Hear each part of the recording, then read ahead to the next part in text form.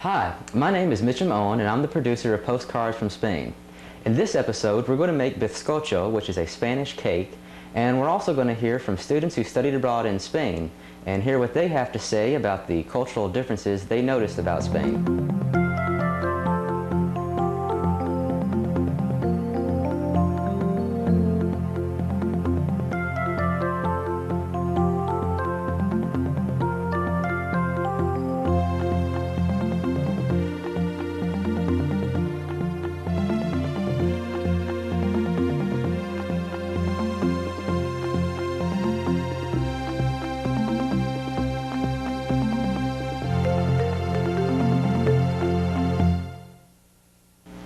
Let's take a look at our ingredients for bizcocho. We have sugar, azúcar, flour, harina, milk, leche, eggs, huevos, vegetable oil, aceite, ground cinnamon, canela, margarine, mantequilla, or butter, or basically anything to grease down the pan that you're going to cook in, and yogurt, yogur. preferably lemon yogurt, with no fruit in it. When Spaniards go grocery shopping, they usually have several options. In addition to the larger supermarkets and the specialty food stores, there is often a market day, when vendors gather to sell their merchandise. Often, the Plaza Mayor of a town or pueblo is used for this purpose. Welcome to the Plaza Mayor of Segovia, Spain. Almost every city and pueblo or small town in Spain has what's called the Plaza Mayor. This is basically the center of the city activity, and in Segovia this is where one of the main government buildings is located. In Segovia this is also where the Thursday market comes, and whenever they have manifestations or protest marches, this is usually where they end up. In other words, the Plaza Mayors of Spain are the main central locations of the cities. At the Thursday market in Segovia, you can find a wide variety of items, from shoes to herbs to fruit to socks. One of the most important products of the Thursday market is the fresh produce brought in by several different vendors. The market is a great place to find fresh fruits and vegetables at a reasonable price. Items are sold in the new European currency, euros, and items that must be weighed are done so using kilograms. So I have this conversation class here, and the other day we had to say, if Terrica were something or somebody, what would she be? And my friend Lance had me, he said, si Terrica fuera un comida, sería un buffet, which means if Terrica was a food, she would be a buffet. And that really explains my love affair with the food here in Spain. Whenever we first signed up to have our families, we had to list priorities of what we wanted to have in our households, and me and my roommate Emily put number one, food, because if you're in another country and somebody doesn't cook very well, that will affect your entire experience. Generally, we drink water with every meal in Spain. Except for breakfast, we have orange juice or milk, but generally it's just tap water. And as you can see, the bottles are a lot bigger here in Spain. And we eat bread with all the meals, fresh bread bought daily. And for dessert, we always have manzanas or naranjas or peras. And also we have like tangerines. Those are the best ones. They're smaller. They're tangerines, but I don't think they're exactly like tangerines. They're called mandarinas, which they're mandarins, but I'm not sure what the difference is, but I like them a lot. We lucked out amazingly because Lola and Alfonso are practically gourmets, and we haven't had the same food twice for comida.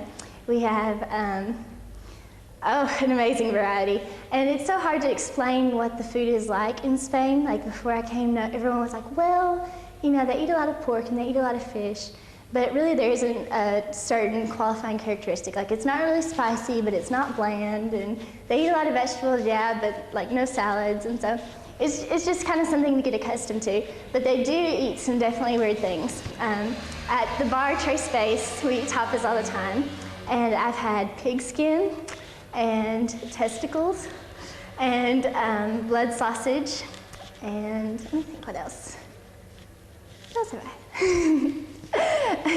an amazing variety. Baby squid, octopus, let's see, tiny little fried fish, not that big, eat them whole, leave the spine. And they just know every time I go down there that I'm willing to try anything, and they just sit huge plates of food in front of me, and I eat it all. All right, yesterday you ate ice cream twice. I think I made that up. Yesterday I ate bull's balls and pig snout. Yeah. So did I. So did I. That was freaking good. But they tricked me. They didn't tell me what it was before I ate it. I knew, but I still did it because Brittany told me I had to. Spain is a very important consumer of fish and seafood in the world, ranking second only to Japan. The country consumes a large variety of species, including anchovies, squid, codfish, octopus, and several others.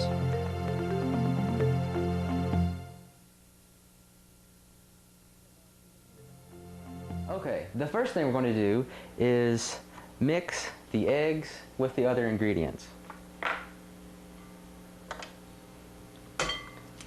This recipe calls for 3 medium-sized eggs.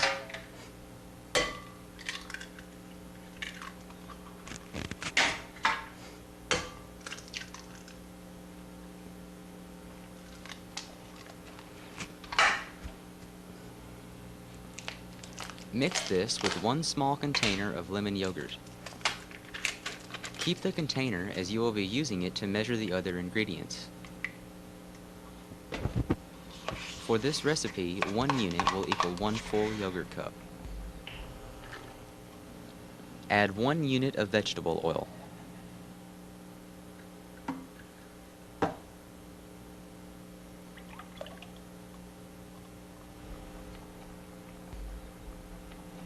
Add 1 unit of milk.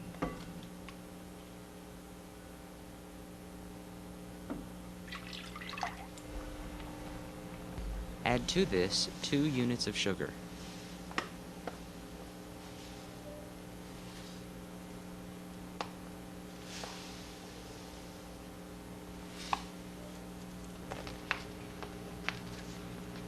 You will need to use self-rising flour. Add 3 units.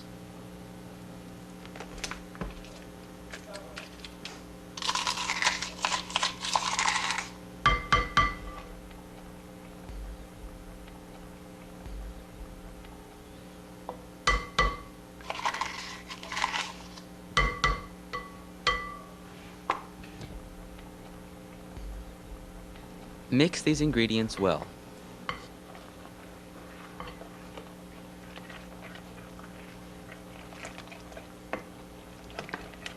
Now, if it looks too runny, you might want to add a little bit more flour to it.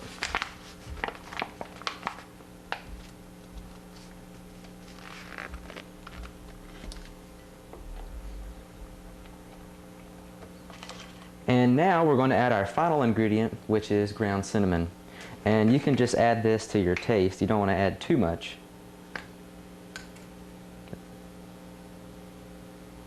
Probably about a teaspoon, half a teaspoon. And there we have our mix. Now you can grease the pan.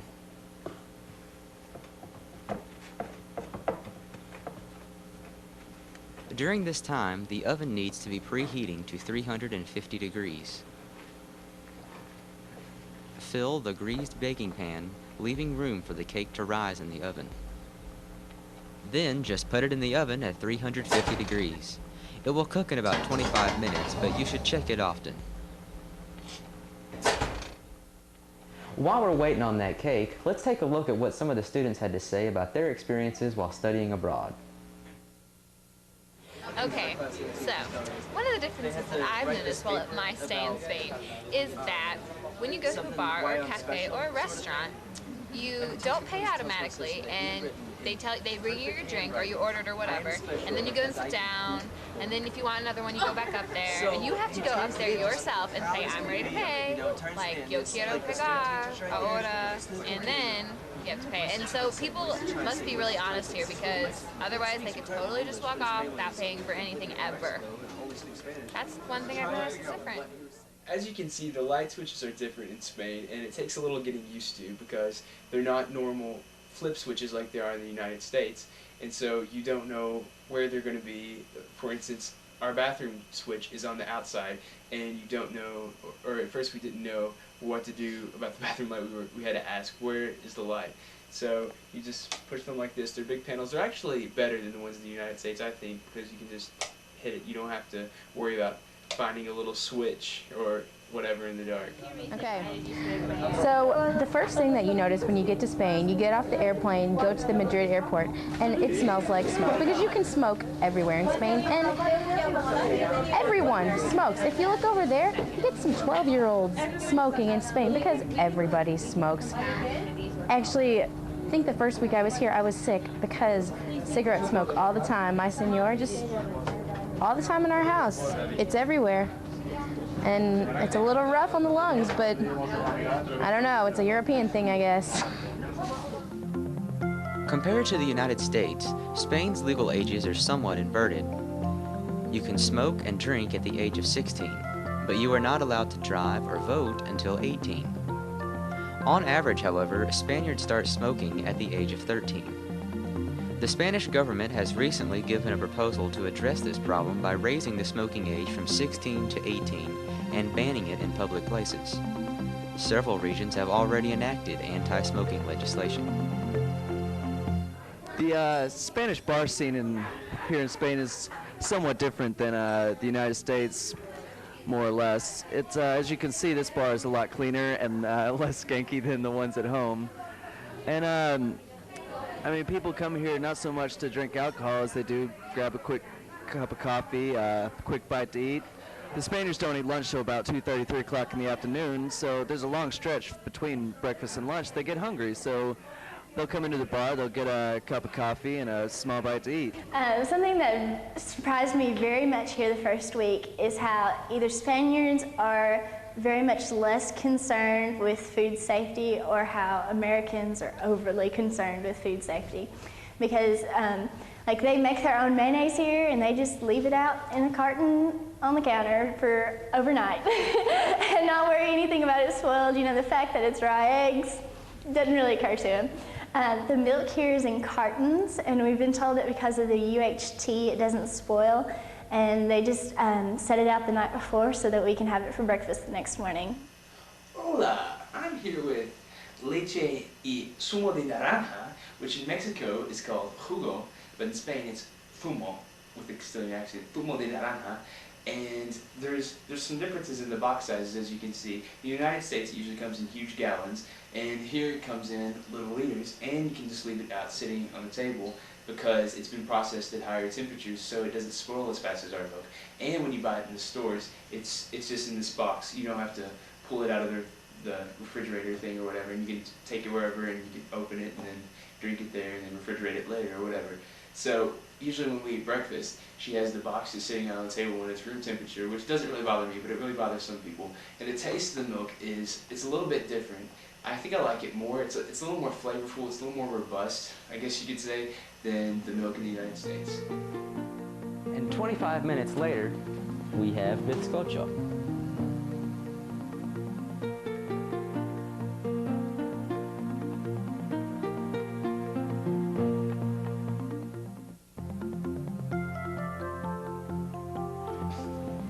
This looks different from how I fixed it before. And 25 minutes later, we have bizcocho.